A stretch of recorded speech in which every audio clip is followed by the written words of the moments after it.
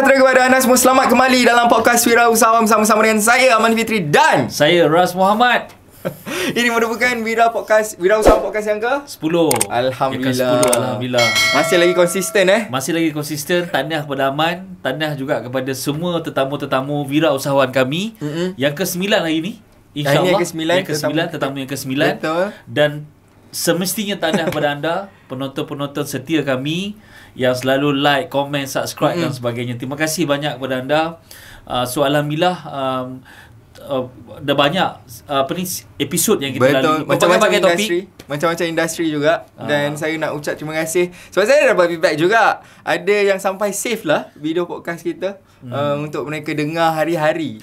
Sebenarnya Man, kalau kita tengok balik kan, kalau dulu kita susah nak dapat bahan-bahan ataupun cerita-cerita perkongsian daripada usahawan-usahawan yang senang cerita jutawan lah sebab nak jadi jutawan ni jalan paling mudah sebenarnya usahawan.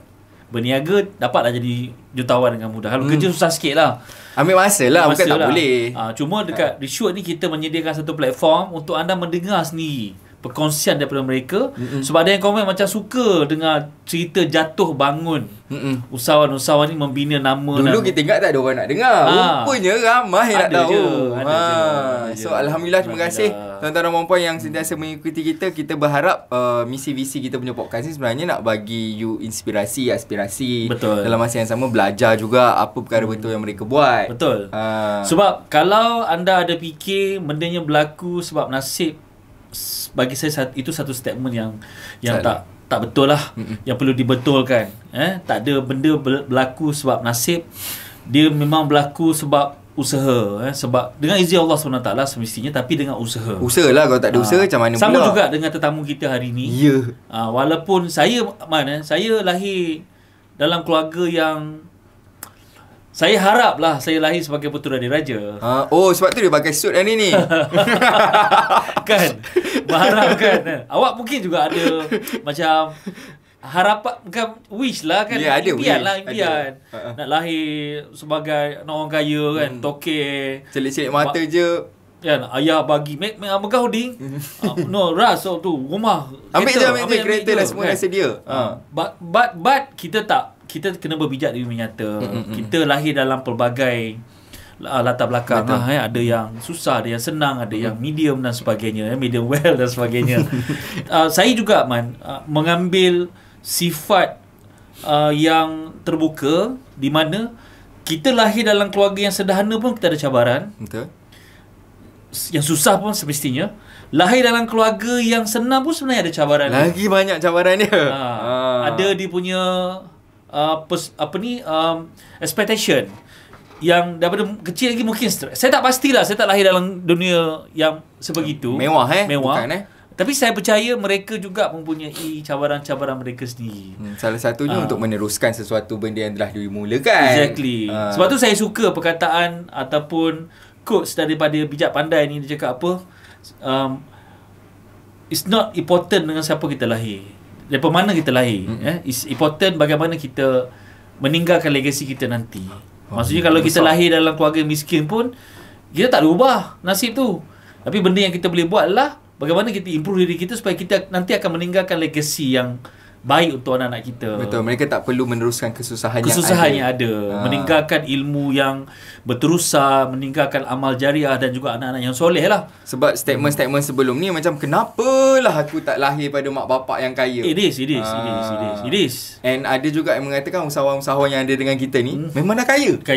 Tapi rata-ratanya tak. Rata-ratanya tidak. Rata-ratanya tak. Cuma kali ni kami bawakan kepada anda tetamu wirausahawan kami adalah datangnya daripada keluarga yang memang dah berbisnes. Memang buat bisnes. Ini adalah business legacy lah senang cerita. Business legacy. Macam juga Tuan Zahid. Tuan Zahid adalah satu contoh. Dilahirkan dalam keluarga yang buat bisnes, tapi ada banyak hutang, banyak cabaran dan sebagainya. Sebab tu tadi Tuan Rats kata yang kalau kita lahir dekat dalam keluarga susah, ada cabaran dia. Keluarga senang pun ada cabaran. Inilah antara cabaran dia. Betul. Adakah si dia ni nak meneruskan legasi dengan berlapang dada? Betul. Ataupun dia meneruskan dalam keadaan yang best je ke? Ataupun meneruskan dengan keadaan yang dililit hutang? Betul. Saya juga tak suka statement mengatakan anak orang kaya ni lebih apa ni, manja. Spoil kids lah anak orang kaya ni lebih tidak menghargai, bermasalah. Saya pernah menyaksikan anak orang miskin lagi teruk perangai. Lagi tak ada adab, lagi tidak. So kita tak boleh nak cakap orang kaya, orang miskin begini, orang kaya begitu. Tak. Tidak. Dia strictly bergantung kepada siapa anda. Saya jumpa ramai usahawan-usahawan jutawan yang lebih humble berbanding yang orang yang tidak berduit. Lebih ramai. Cara bercakap dijaga, sopan. Betul. Kan, berbanding dengan. So ada juga orang yang kurang bernasib baik, yang baik. Yang sangat baik. Kan kalau kita tengok ada orang susah, tapi rumah dia bersih aja. Rumah dia tersusun aja, tapi dia susah. Lantai pun berkilat kan, Man, di sini dekat kampung saya ada lantai dia tanah. Oh. Rumah dia berlantaikan tanah. Kalau banjir, kalau hujan basah, tanah. Allah. Tanah. Dia dengan tanah. Dia maksudnya nak letak papan pun tak mampu. Rumah jangan cerita lah, mungkin sengit dan sebagainya kan. Tapi rumah dia kemas. Bersih saja. Tu beza dia. Anak-anak tersusun je. Bedak penuh muka dan sebagainya, malam nak tidur. Jadi tersusun. Kan kita tengok juga ada orang yang mungkin senang, rumah banglo, tapi wow. Itu betul lah. Dia case study lah. Itu betul. Sebab lagi besar rumah you, lagi banyak space you boleh letak barang. Kan. Jadi kita tak boleh nak tengok lahir daripada keluarga miskin macam ni karakter dia. Yes. So jangan judge orang lah, tuan-tuan dan puan-puan. Sebab tu juga kita jangan judge bangsa juga. Ada orang kaya, bangsa ini yang akan berjaya. Ada setengah orang cakap dia meletakkan satu gelaran lah. Kaum ni begini, kaum tu begitu. Saya kira dekat mana-mana pun ada orang baik, ada orang jahat. Sama je. Ada orang kurang ajar, ada orang sopan. Normal lah. Itu normal. Kan? Normal. So jangan judge. Dalam bisnes pun jangan judge orang. Oh, dia ni bermula dengan legacy parents dia akan berjaya lah. Dia akan berjaya lah. Kalau orang yang baru nak mula-mula ni, slow kan kau ni. Nanti luar. Kita pernah, Amal pun mungkin ada kawan-kawan juga daripada zaman sekolah, ada orang kaya. Tapi sekarang tak ke mana pun. Menghabiskan harta pusaka. Saya ada seorang kawan di masa zaman sekolah, zaman belajar dekat universiti. Dia dapat harta pusaka. Dia dapat masa zaman saya tu 1998 lah, Man. Tahun 1999 dapat 1 juta pusaka daripada nenek dia. Nenek dia meninggal. Dia pakai kereta. Masa tu Proton Saga Satria, GTI. Dah gempak. Zaman kita sekolah kau pakai GTI kot. Warna kuning lah tu. Warna kuning. GTI warna kuning. Warna silver lah dia ori. Kan gempak gila. Tapi tak ke mana juga. Jadi kita tak nak cakap kan ni anak kampung ni. Ali bekerja kat Dishworks.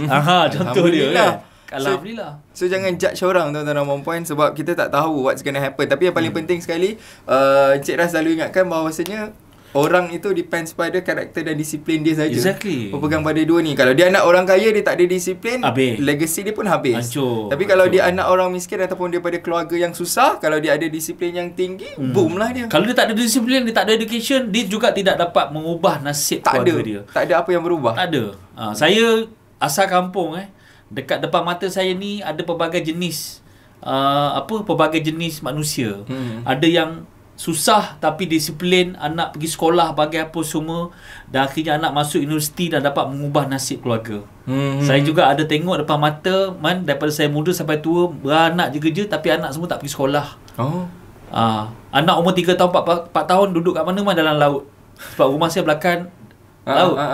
Duduk dalam laut, manda dah pagi-pagi. Nelayan. Jadi nelayan, seronok jadi nelayan masa kecil. Dia, tanpa sedar, zaman sekarang ni kena ada education. Ada, saya tengok semua jenis kat depan mata kan. Sebab itulah dia. Kita nak cerita pasal kalau anda sebenarnya lahir dalam keadaan apa sekalipun, yang penting adalah macam mana anda improve anda punya diri dari segi disiplin, komitmen nak capai sesuatu dan sebagainya. Ni nak buat talk show, nak buat podcast, wirausahawan juga memerlukan disiplin. Ya, kalau tak nak konsisten tu masalah. Nanti ada satu minggu yang tercicir. Itu yang kita tengah jaga. Dan Alhamdulillah kita konsisten. So anyway, Cik Ras ada juga yang mengatakan bahawasanya orang kaya je boleh buat bisnes. Oh tak, sebenarnya tak. Kita boleh tunjukkan kepada anda rata-rata usahawan jutawan kita adalah datangnya daripada orang-orang biasa. Saya sendiri datang daripada latar belakang yang bagi saya susah sebab saya kehilangan ayah masa saya umur 2 tahun. Tapi dia tidaklah menjadikan saya ni gangster ataupun menjadikan saya ni orang yang sampah masyarakat lah, senang cerita. Bukan gangster ni, orang sampah masyarakat yang tidak memberikan apa-apa manfaat pada masyarakat kan. Pasal dia call it sampah masyarakat kan. Dia menjadikan saya orang yang macam ni lah. Alhamdulillah, syukur. Tidaklah sempurna, tidaklah perfect sangat, tapi Alhamdulillah. There's walaupun something orang to susah. contribute. Yes. Jadi itulah contoh dia. Amal sendiri pun datang daripada situasi, kalau kita tengok podcast yang pertama berkongsi tentang broken home. Kan. But you end up become Alhamdulillah. Dia sebenarnya dengan daya usaha sendiri, you nak jadi apa? Kalau tak nak berubah, then you stay the same. Same. Kan? Dia kena berubah je, tuan-tuan dan puan-puan. Dan pada hari ni, klien kita ataupun tetamu kita sekejap lagi, kita nak tahu juga macam mana dia willing to take over. Dan tak semua anak-anak orang kaya willing untuk buat. Betul. Kita berjumpa dengan ramai usahawan mak ayah yang niaga dah lama, dah berumur pun datang. Cik Ras, saya ni dah berumur, tak tahu siapa nak wariskan bisnes ni. Anak-anak semua tak nak, dia nak buat kerja dia sendiri. Isu juga. Kan kalau saya boleh, bagi saya je lah kan. Saya tapi tak semudah tu lah. Kan. So dia depends dekat perasaan. Mungkin ada juga di antara penonton kita yang sebenarnya parents dia tengah buat bisnes. So cuba fikir-fikirkan, kalau you tak take over the business, siapa nak take over? Tapi kalau you nak take over tanpa pengalaman, tak boleh lah. Tanpa ada leadership skill yang bagus, kan, kita bukan simply kita ni anak bos, orang akan dengar cakap kita, siapa nak peduli pasal kita? Kan? Kau siapa? Walaupun kau anak bos, so what? You jangan main-main lah benda-benda macam ni. Sebab ada kes juga dalam kita punya Titan juga yang take over family business, dan orang yang bekerja dengan parents dia tu dah 20-15 tahun Exactly. Dan dia akan tanya, kau siapa? Budak lagi ni. Yes. Kita sebenarnya ada satu case tadi.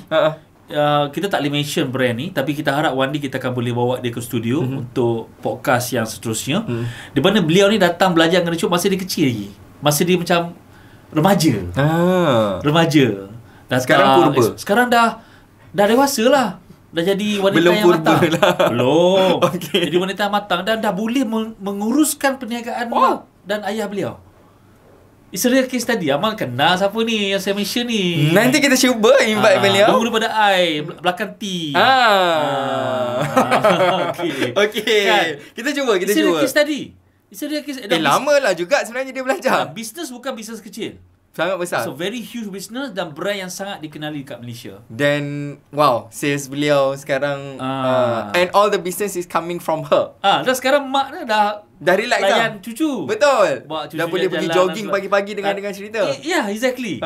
So ini satu contoh, kalau kita nak jadikan pewaris kita orang, bawa datang belajar. Dan kita ada satu kes lagi, Melaka. Melaka. Dulunya ayahnya seorang Titan. Kemudian diwariskan kepada anak. Betul, Bak. Saya tak nak sebut. Anak dia wanita juga. Ya, betul. Alhamdulillah. Sekarang anak dia yang menguruskan semua. Masih lagi Titan. Betul. Dan nak menguruskan bisnes ni bukan mudah. Anak dia juga wanita. Dan kita lagi seorang lagi. Dia start dengan J, akhir dengan L. JL. Ni adik dengan abang. Okay. Tapi dia bawa pasal zaman kecil lagi. Yang wanita tu yang sekarang ni dah dewasa ni, betul-betul kecil ni. Dan selalu viral. Saya akan fikirkan yang itu. Alah, abang dia atas kursi biasa. Okey. Teruk sangat awak daripada punya zaman sekolah itu zaman kecil tu. Kita tengok dia zaman main-main roller coaster tu. Sampai berubah kehidupan beliau 2 kali. Dah berkahwin, dah ada anak, dah jadi business owner sekarang. Alhamdulillah. Viral juga ni semua kan? Tak, point saya cuba nak sampai kat sini adalah betapa ramainya sebenarnya boleh sambung legacy bila mana mereka mempunyai ilmu. Dan satu proses ilmu ni bukan semudah kita ajak ABC. Tidak. Dia ambil masa yang lama juga sebenarnya. Tapi sekarang hasil dah dapat tuai lah. Dapat menuai.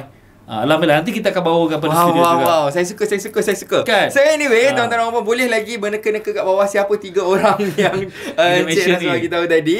So boleh teruskan komen-komen kat bawah, dan kita nak berhenti rehat dulu.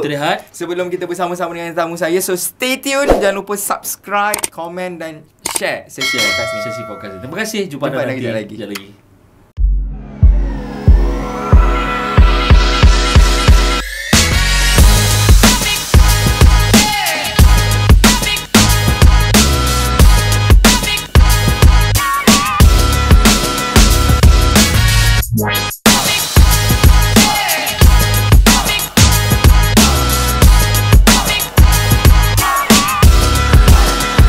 Kembali lagi dalam podcast Wirausahawan episod yang ke-10.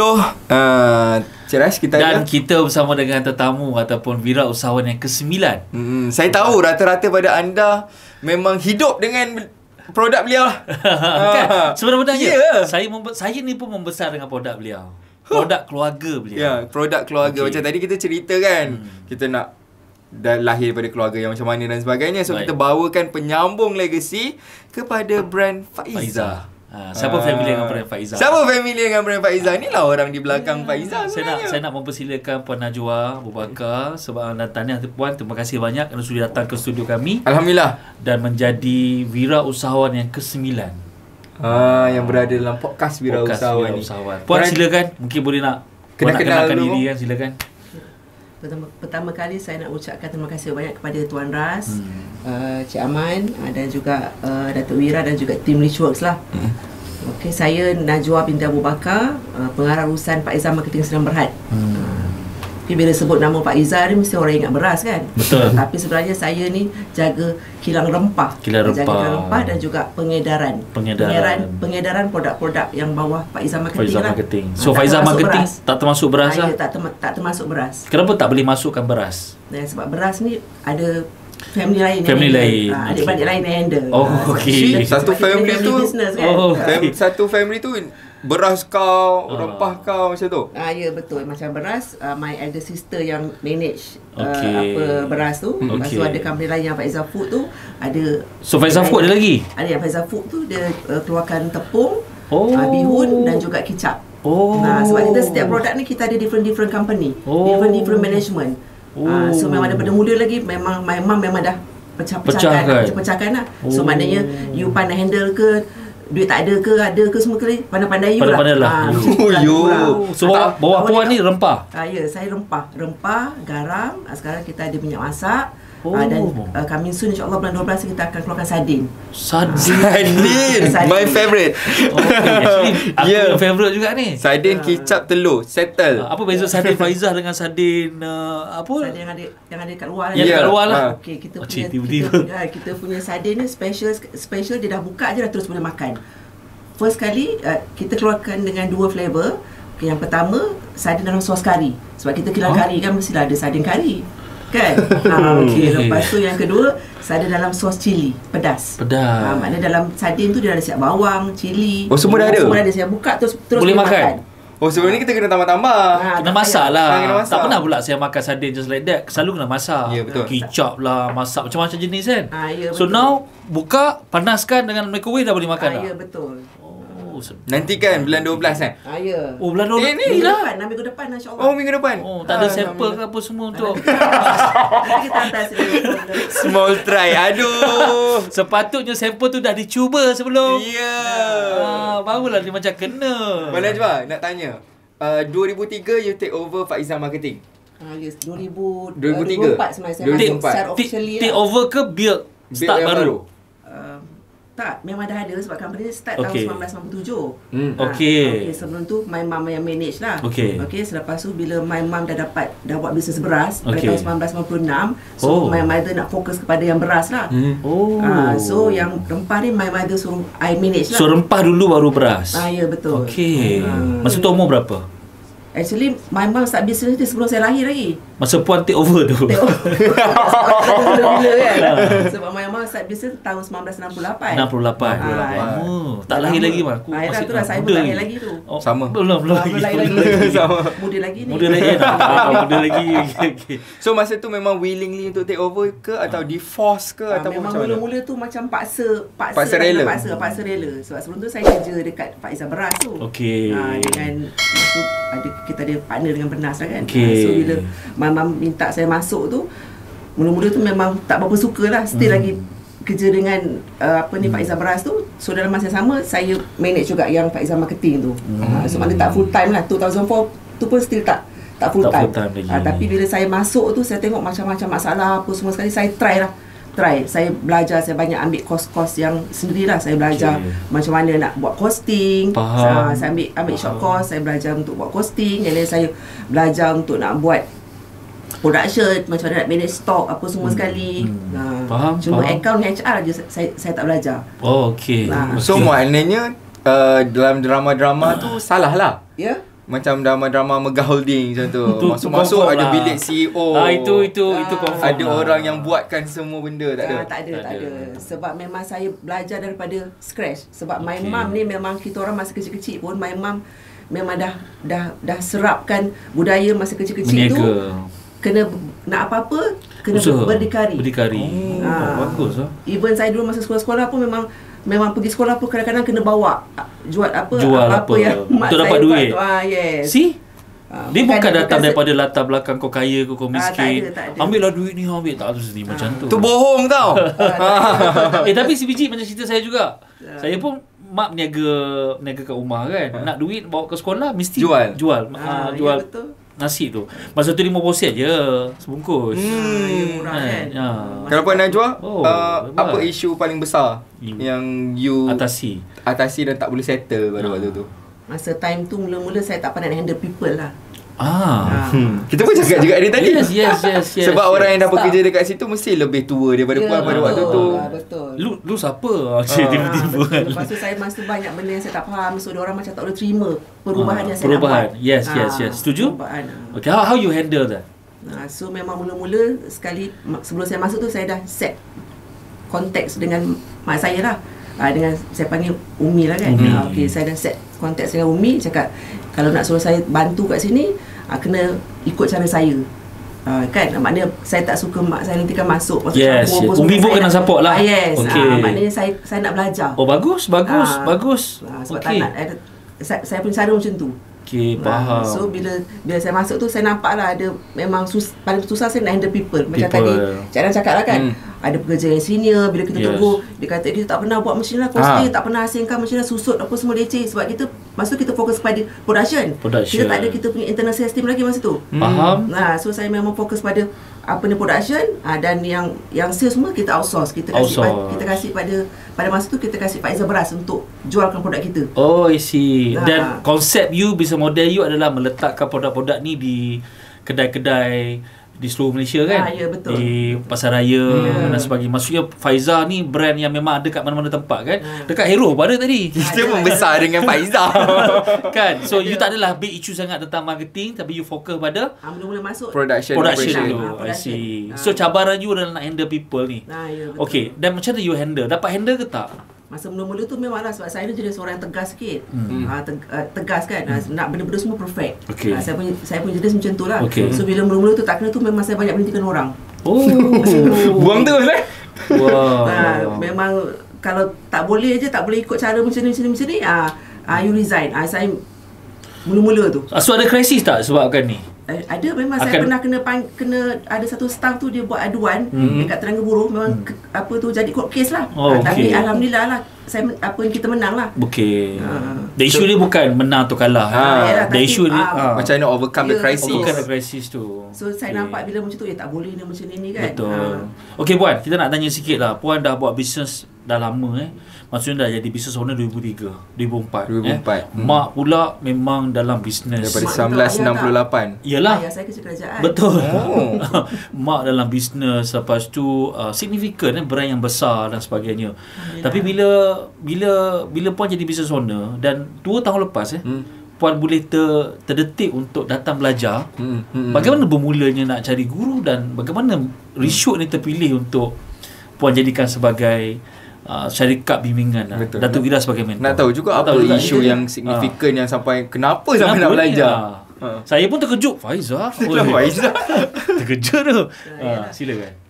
Dia macam mana nak cerita okey, sebab saya ni macam tuan cakap lah kan, family business kan. So saya rasa sebelum tu masa saya start daripada saya masuk 2004 tu sampai 2014 tu saya rasa macam dah selesa.